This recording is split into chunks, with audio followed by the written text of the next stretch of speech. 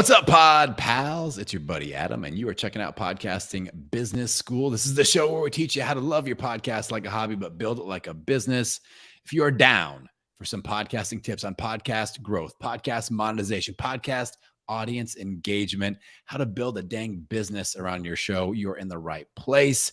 I've got the Flow Bros, Matt and Joe from Hustle and Flowchart. I am the first one, I believe, to call them the Flow Bros. I coined that term. I love their show. They've both been on the show before. I'll link back to their previous episodes, but this is the first time they've been on together in one just nugget of podcasting awesomeness. So Matt and Joe, the Flow Bros, welcome back to Podcasting Business School. What up, Adam? Thanks for having us. Yeah, I like the production, man. You've upped your level a lot. You're always to keep up with you guys. You know, you lead the path. You have the whole new podcast layer now, and tell me about that, because I've been following along on Instagram. What led you to all right, we need an official? Is it a layer? Is it a bunker? What is it? And then why did you decide to go there? Well, we call it the bunker idea. Actually. I like the bunker idea. We actually call it Aviation Seminar Studios, or ASS for short. And the reason for that is because the company that was here before us was called Aviation Seminars, and the sign's still on the door. So we just call it ASS. We're Aviation Seminar Studios. Yeah. Take yourself seriously, and we like to be undercover, incognito over here. So. Yeah. Every once in a while, we get somebody popping in the door going, "Is this where I train for flight school?" And we're like, "No, that's down the hall." Yeah. But talk to our boy over there in the. No, we essentially built like a man cave here, and just one of the rooms is our studio. We have way too much space in this place, so yeah, I would call it a layer. I like bunker though. Our first office actually, we called the bunker. Was called the bunker. Yeah. So let's carry that on. Man. We have about 1,000 square feet here, and our actual studio that we're recording in, we're in a little corner that's maybe 300 square feet of it. Yeah. But it's good and in California, that's $5 million rent. So that's a month per month. Yeah, that's how it equates. Yeah. I think you guys should dress up in Top Gun outfits when you are in there, or they really confuse the hell out of people that are coming in. Suits and the aviator glasses. Dude, yeah. Yes, our school it's a 10K offer, and it's for 1 hour, and I'm going to teach you everything I know about Top Gun. You trust us to fly planes? No, I hope you don't. And then I'm going to put it on a computer and show them YouTube videos. Flight simulator. Yes, exactly. Check this out. His name is Maverick. I'm Goose, and away we go. Who's Maverick and who's Goose? Which one of you is Maverick and which one? Maverick. Get out of here. I look more like Tom anyway. Come on. But I've got the M first initial. I'll get out of here. What's a name anyway? Yeah, Matt might be the Iceman. I don't know, like that. He's always chewing gum and looking cool. All right. So enough Top Gun talk. Let's talk podcasting.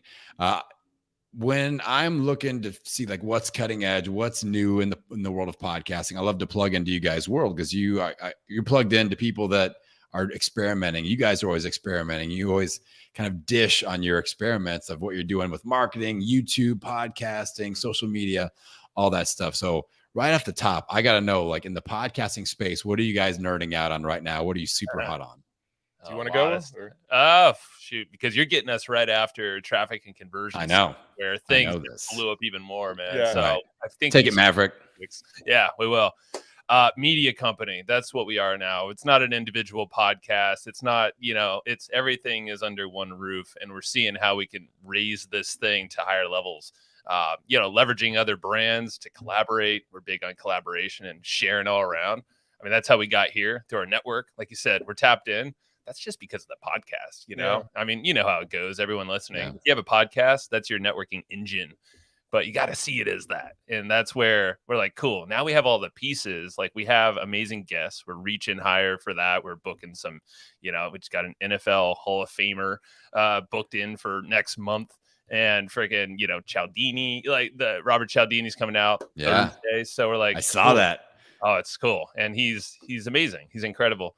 So we're just seeing okay, we could up level everything with the pieces we have. It's just, how do we arrange these?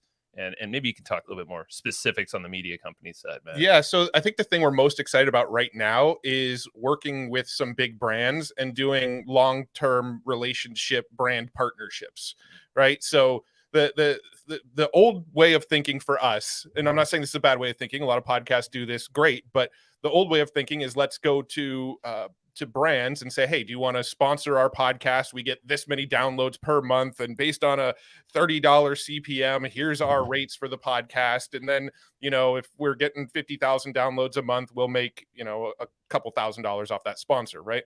That was how we were going into sponsorships for a long time. I think the recent shift that we've had is go and work with brands on a much longer term deal and become partners with the brands. So we're talking with companies now where we want to sign like 12-month partnerships with them, where we, they are like a title sponsor of our podcast. We shout them out on every episode. When we go on other people's podcasts, we'll be wearing their swag and shouting out their company name. When we go on other people's shows, we will integrate them into our entire business. We'll make YouTube videos of us using their tool. We'll do whatever we can to evangelize their products and raise their products with our brand.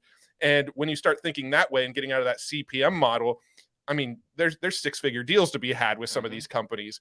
And so we've been in talks with 3 companies specifically. I won't, put them on blast on this show because who knows if they're going to fully pan out or not. But they haven't paid you yet. Yeah, the close, checks haven't cleared yet. But we have 3 brands that we're talking with right now that we want to do some pretty deep partnerships with. And then the idea being we get a nice influx of cash, a nice influx of capital, and then we just focus on making better and better and better quality content, getting bigger and bigger named guests on our show. And we get to be laser focused on that because the money side's a non-issue. We've got the capital in the bank to just go after the goal of making the biggest business show with the biggest guests we could possibly get. And, all the money side is just off of our minds. We get to just focus on growth and quality. And what this does, and this is the big thing, is that it helps us engineer growth. So if you think about it, if you bring in money from a title sponsor or any kind of sponsor, if we're smart about it as a media company, you're going to dump that back into building better content, figuring out how to grow that content, put it in front of more people, use paid media, because we're all connected to some experts. Being podcasters, we bring on the best of the best in our networks, and a lot of those, in our case, like we know a lot of marketers, great YouTube media buyers, Facebook media buyers, people just doing stuff that, yes, we could pay for it, but it's like at the end of the day, it's like, let's create a machine where the brands help us kind of fund the growth where everybody wins. Like the show grows, but also that brand's going to win because they're attaching to our mission, our vision, and they're going along for the ride. And they're probably going to benefit way more than they ever would if we didn't actually dump money into the growth, because, they're probably going to get a fat discount as compared to where we're going to take this thing, because we have aspirations on like the YouTube side of stuff. Yep. We're working with, one of the best YouTube guys over there to help us grow our channel. And, it's like, cool. Well, we could tap into more of those folks, especially with the bigger budgets, that we're just like, let's get the foundation set and create kind of this little machine that helps grow everybody together. That's where we're just kind of obsessed right now, because we know, like, us as podcasters, man, we're like the linchpin to a lot of connections. And if you work out win-win deals, everyone wins, so just figure out how to engineer that for us all. And just the ability to niche and get that brand in front of the specific people they want to get in front of, where you got to think about the olden days when people just advertised on the radio and it was just spray and pray. Well, and the rates are freaking ridiculous. It's like even in Indiana, where everything's dirt cheap, like back in the days when I owned my gym, it was like $3,000 to $5,000 for a few radio ad spots. Who knows who hears it? They hear it once and then it's gone. Yes. But with podcasts, that's there forever. With YouTube videos, that's there forever. And people like you guys, you have bingeable content. So as people find you, they go back into the Wayback Machine and look at all the stuff. They listen to all the stuff. So I feel like, our good friend, everybody always blames JLD, John Lee Dumas, for the CPM model. And we're like, $18 per mil. That sucks ass, man. So whoever, I'm not saying it was him, but whoever came up with that, not the best, where the package deal, the package branding, you get all the stuff. You look at a brand, like I've got a 10-year-old son. He's really into Dude Perfect, and he watches those guys on YouTube, Dick's Sporting Goods, Cabela's or wherever, like that, the outdoor people. And like they have those brand partnerships. They're wearing their stuff. They're always talking about it, and they're getting paid big ass bucks for this. And they're not worried about like the CPM thing. It's total brand exposure. And I think so. It's brilliant that you guys are thinking on those terms. Yeah. Just to further prove your point that you were saying there too, is there's one company we're talking with who they advertise in Petco Park, the baseball stadium here. We see billboards around town for this company everywhere. This is a software tool designed for businesses, and they're just spraying and praying with their billboards everywhere, right? They're not targeted audiences. And we're going to them and saying, look, the audience you're trying to get is who listens to our show. I guarantee you could spend however much you're spending on these giant billboards. You could probably spend a fraction of that with us, but we will get you qualified, targeted people who are the right customer for your brand. Yes. Instead of just, hey, people know who we are now, but they still don't know what we do because all we have is a big sign with our name on it. Bingo. Yeah, man. And I love it when the pressure's off, like you guys said, like the checks are in the bank. Now we can just have fun creating content. And I've done some of this packaging with my health brand, with my show, Low Carb Hustle, where we've got a brand partner. You guys are going to love this. It's the Gains Wave, which is a male enhancement product, which I wasn't even sure what it was, but I asked him, I go, hey, can I get like full comedic license with this? This is, they're like, yes. Did you get like samples to test how it works as well? Well, they sent me one. And it looks like a 3 foot long penis rocket ship is what it looks like. And it's silver. I'll send you guys some pictures, but I was like, all right, this is going to be fun. We're going to bring awareness. I started doing all these Instagram reels where I'm like flying it across the screen and, playing Afternoon Delight, like the Anchorman song. Yeah. And like I used unapproved Gains Wave alternate uses, and I'm like mixing my protein shake with it and these things, and we're getting thousands of reels hits on this because people are like, this is funny, and that's like, it's like making erectile dysfunction cool again or something. I don't know. But like doing stuff like that, they loved it. It's very specific to like, they're into like talking to guys. That show, it's pretty much all guys listening in at a certain age demographic. So when you can get that specific, we can like charge real money for this and not be like, oh, give me $18 because I got 1,000 downloads. So it's kind of untapped territory in the podcasting space or in the brand building space overall. Know your value, man. And I think a lot of podcasters don't understand how the media side works, how sponsorship work, or just big brands that want to get connected to the right people. And I think that it was clear as day as at Traffic and Conversion. You have all these, I don't know, there's 30, maybe 40 sponsors or people with booths, and we had a booth there. We kind of figured out our way. We hacked our way in there because what we do. We gave value and, we got a booth out of it. It was great. So, but, ours was like the hangout pad at TNC. So we had a bunch of friends, guests, and other mentors and stuff just come and chill. But we started looking around at all the booths and we're like, okay, even though we hacked our way into this booth, it still cost us like $2,000 to all the stupid fees at convention centers and all that stuff that I never knew about. But, you look at these bigger booths, I'm like, some of these companies are dropping 50,000 or more on these like elaborate setups. You had Kajabi there, with like this craned in stuff. I'm like, I can't even imagine what kind of funds are getting dropped on just this 3-day event. ClickFunnels had a whole Jeep there that they were giving away. Yeah. Funnel Hacker Jeep. Like, wow. So you start to kind of think, you're like, okay, a conference is just another platform that someone created and it just happens to bring in all these people at this period of time. Well, what's a podcast? We show up whenever we want. Let's, like in our case, twice a week. And, you have multiple shows, you have multiple platforms. Now you can, and if you approach it as, think of yourself as a media company, like you have the attention and you have the value to charge for that attention. It's what Gary Vee said it at one of those TNCs. Yeah, back in the day. trading attention. Day trading attention. I mean, you can be a lot more valuable to one of these brands who are dropping like 50,000 a pop and say, hey, how about you pass that money this way? And you're showing up for a year or maybe a quarter or something, but you're seeing this amount of audience, but more consistently. And that's where you're creating a space in people's minds now and a connection from a podcast host that's actually like third party endorsing it, which is way more powerful than someone else shouting it themselves out of a microphone. I think a big sort of aha, and I'll let you ask another question here in a minute because we've been talking for like 20 minutes, but keep rolling, Flow Bros. You're in the zone. I think one of the big ahas that we've had was that attention is a currency, just like money is a currency. And in my opinion, attention is actually a more valuable currency than money, right? Because if you have attention, you could buy whatever you want with that attention.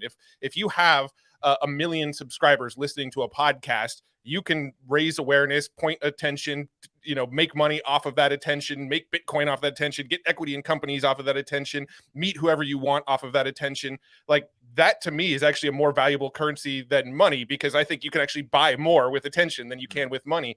And I feel like this revelation for us of focus on getting more attention, because that attention we can convert into money whenever we want. That was a sort of valuable lesson for us, is grow the attention, grow the attention, grow the attention. It's like Bitcoin. I can convert it to cash whenever I want now, but grow the attention.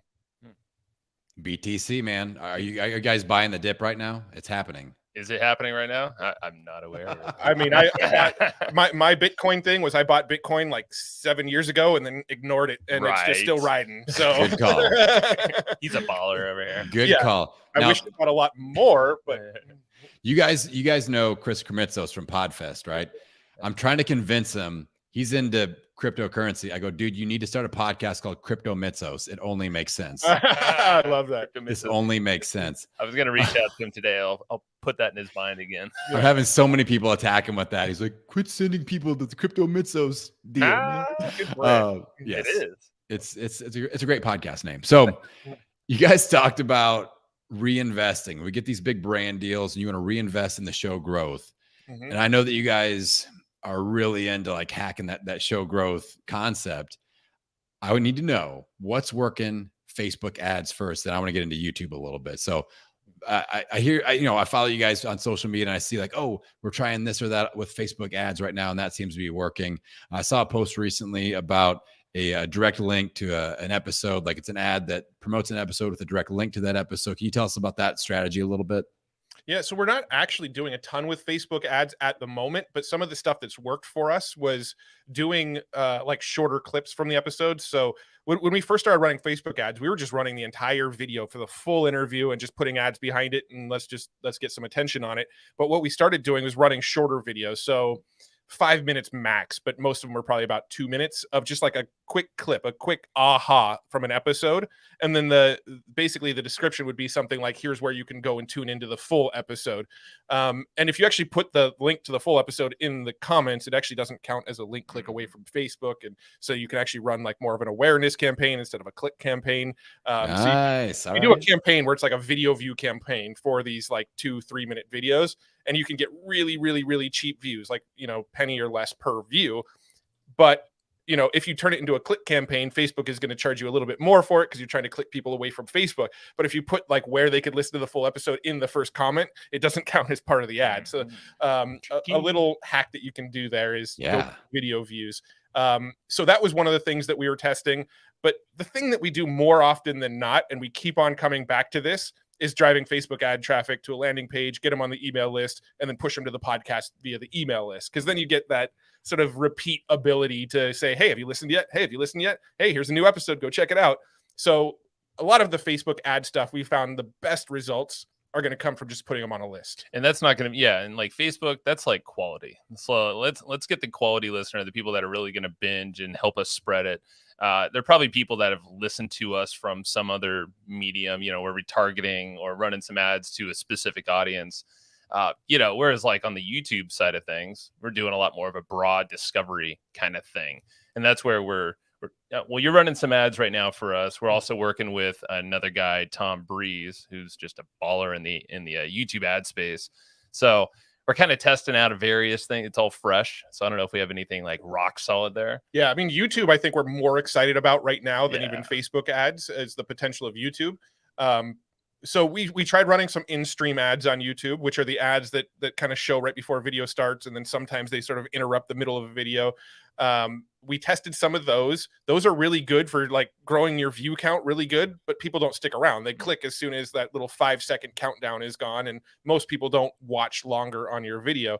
What really works with YouTube ads is the discovery ads, which is kind of like YouTube's version of like a Google search ad. If somebody searches affiliate marketing, I want my video to be the top video around affiliate marketing in the search results.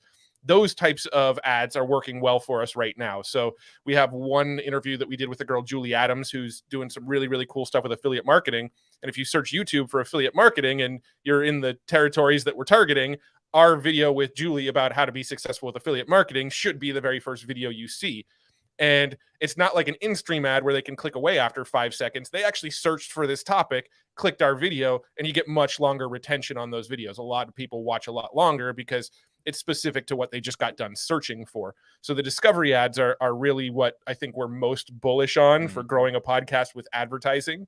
But if I'm being totally honest, most advertising in like the traditional like platforms that people talk about, Google, Facebook, YouTube, maybe you can include Twitter in there.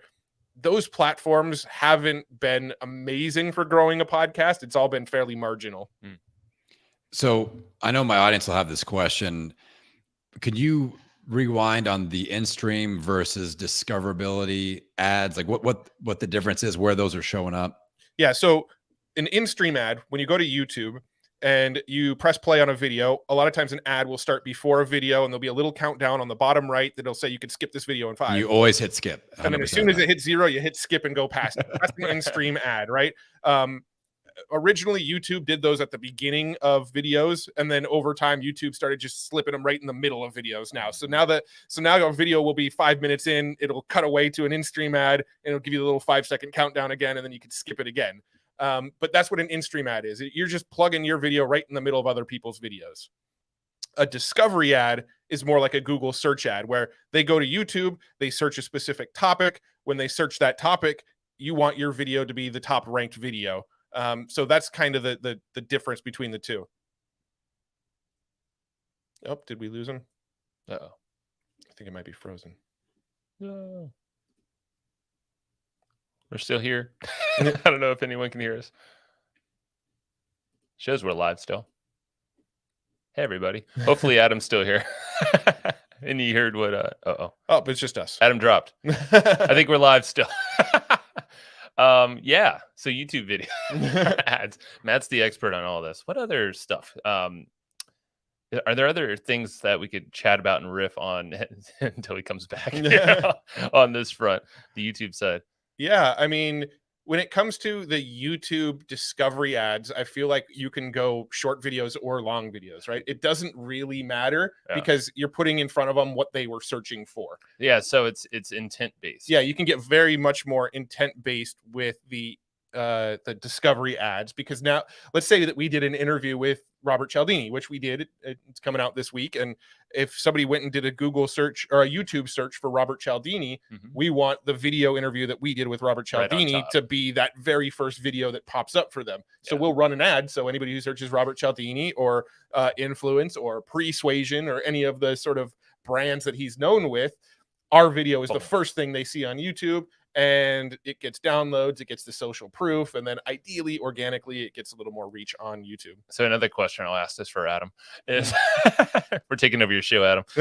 Hopefully it's recording and streaming. But so that's not going to bring in mega reach, right? Like, because it's based off of the intent of searches, right? Yeah, and it really depends on the keyword too. Correct. Like if I was to go and, target the word book, something like really, really broad in general. Very expensive, right?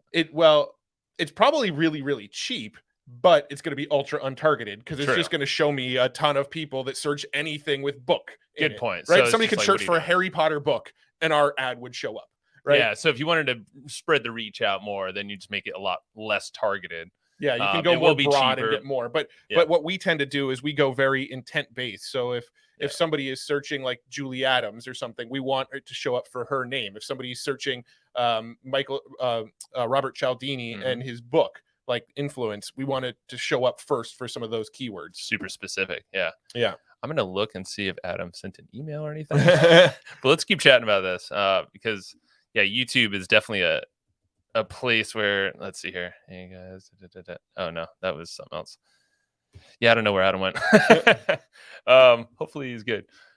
But let's see here. What else would be interesting on the YouTube front? I mean, in terms of, we could talk about the way that we structure our videos too, because so with the videos we put out there organically, which also turn into creatives for ads, are we have a long form that we put out with an interview once a week, and those get released, and then it's like about 2 weeks later now. It's a month after the original episode. This is a new thing we're doing, but we'll have a shorter version that's about 10 or less minutes. That's basically taking someone like Robert Cialdini, BJ Fogg, and chopping that long hour-long video into like a 10-minute snackable type thing, but it's all cut up with B-roll. It feels a little bit more like we're telling a story rather than just like, here's an interview, sit here and watch, a split screen kind of thing. So, what we're doing, if you go check out hustleandflowchart.tv, that's just a little redirect to our YouTube page, you can see the style of these videos we're putting out there.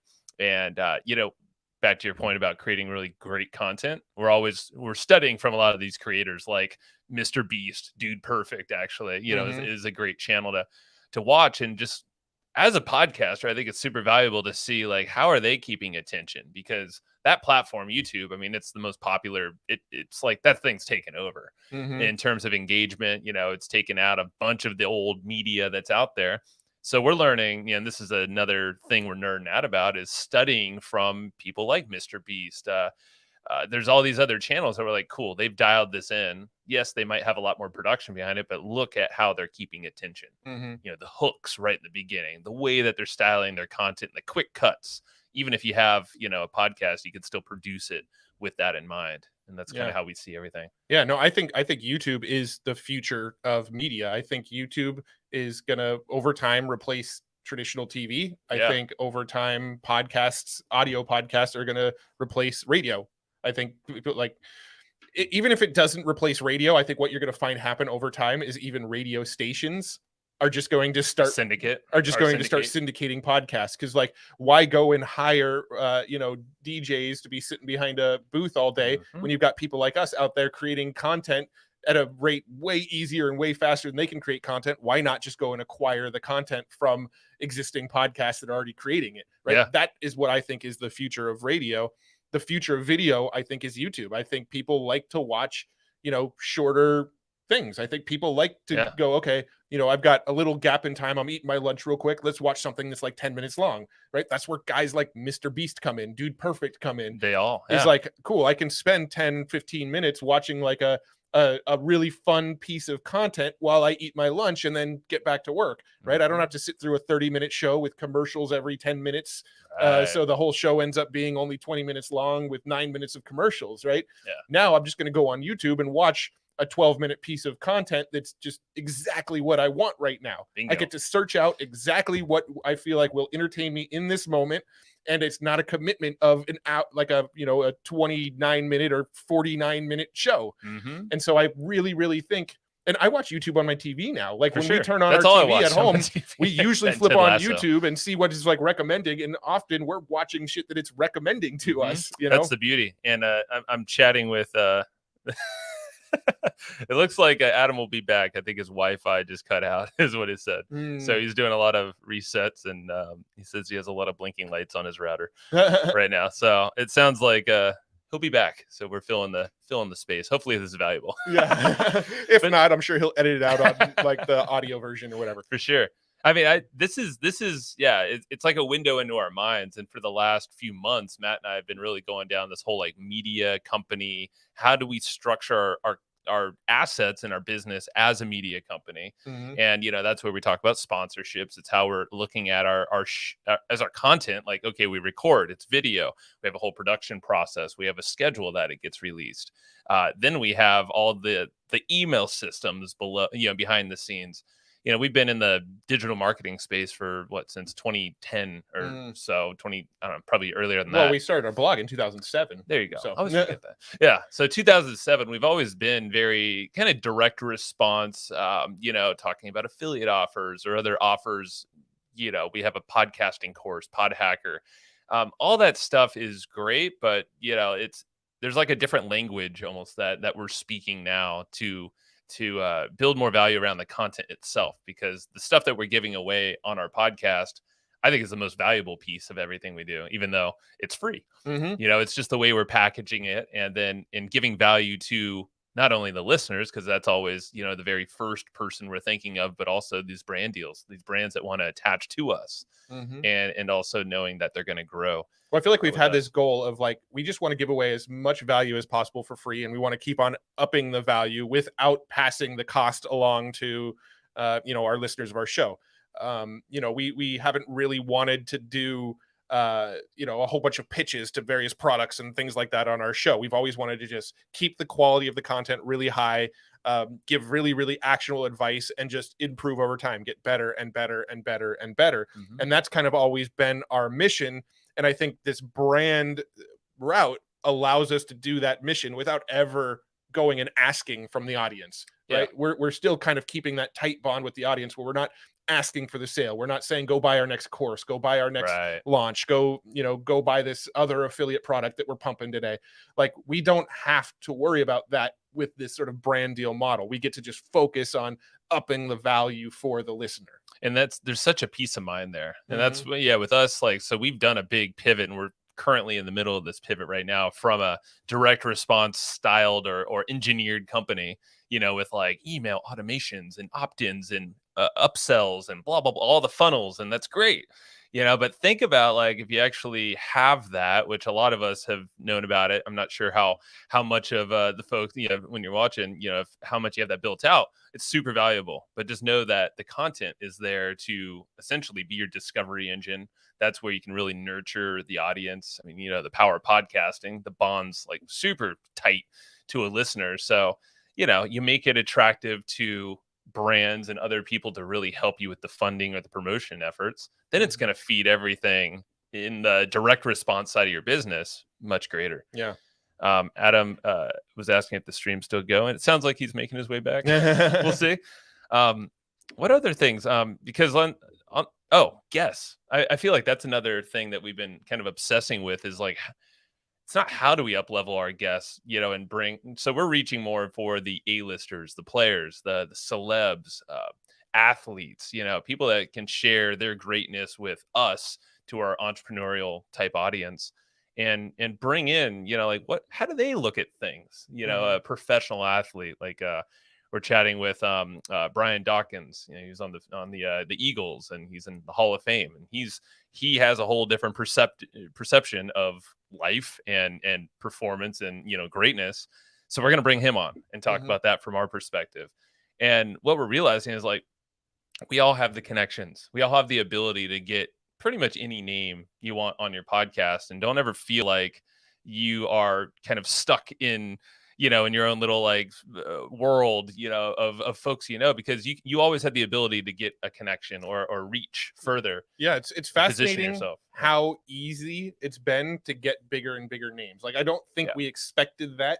We didn't expect it to be so easy. And like, here's the trick. We just put the names out there. You just put it out we there. Just start going to other people and going, hey, we want to get people like X on our show. We'd love to up level and get this type of guest on our show. And we just start telling people about that. And inevitably what starts happening is, oh, I don't know that person specifically, but I know his trainer. Yeah. Oh, I don't know that person specifically, but I'm really good friends with that person's roommate. We find ways in by just freaking telling people, just going out there and saying, like, this is what we're trying to accomplish. Not even asking, like, do you know somebody that can help us? Just, here's what we're trying to accomplish. And then people come to us and say, oh, you're trying to do that? Well, I have this connection. You need to know them. That's it, man. And this has been the big aha. So we talked about traffic and conversion last week. We're going to do a whole episode debrief on our own podcast, in probably a week or so we'll release it.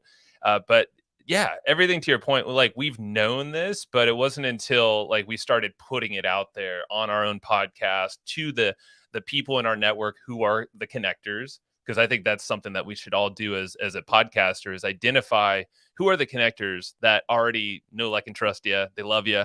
They would do anything for you. Connectors love to connect. That's just what fires them up, It's what gets them off. It's weird. Yeah. But all right. But the whole idea is, like, just like lean into that and let them do their thing, because that's going to fulfill them. It's going to help you. It's going to help them. You're giving value. Maybe you can give them a platform, be in your podcast. There's that's when we started leaning into like, okay, we just want to tell people more of where the vision is, and then the pieces start to show up and get connected by other people very quickly. Man, his internet must be really broken. He's coming back. We see a spinning circle. Maybe. Hey. Oh no, he's on his phone. I'm back. Okay. It just got interesting, guys. Like the Wi-Fi blew out on me, and you guys just, who knows what you're talking about. I hope that you sold some. Did you guys sell it, make any sales? Yeah, we were just giving more gold. We were just nonstop pitching this new MLM we're involved in. we're pulling all your audience into our downline. It's awesome. Yeah, you're welcome. You could have I had a complete meltdown, and I'm just getting blinking lights and exclamation points. That's all I've got. So I jumped on like, let's make this work. What would the phobos do? I get on their damn phone. Like, let's just finish this out. So you're only making out like every other word you're saying, just so you know. Like I'm if you're going to ask us questions right now, we're probably not going to be able to hear them. Okay, let's close things out. I think that'll be the best option right now, and I'll follow up with you guys. So let's do this later date. I'm sorry about this. I appreciate you guys being here. We'll make the magic happen once again at a date sooner. All right. Cool. Let's do it. Check out the content we recorded while you were. All right. It might still be valuable to you. Yeah, I think it was good stuff. So hopefully it was still streaming. All right. But Adam, thank you, my man. We'll close it out. I guess we'll do a round 2. Go check it out, our podcast, Hustle and Flowchart. Go check it out. It's good stuff. Adam, you're amazing. Yeah, hopefully you can hear us. I like the freeze frame of the okay. Yeah, it's a perfect screenshot. Yeah. All right, guys. Until next time. We'll end the stream there. I appreciate that, and we'll see you next time. Yeah.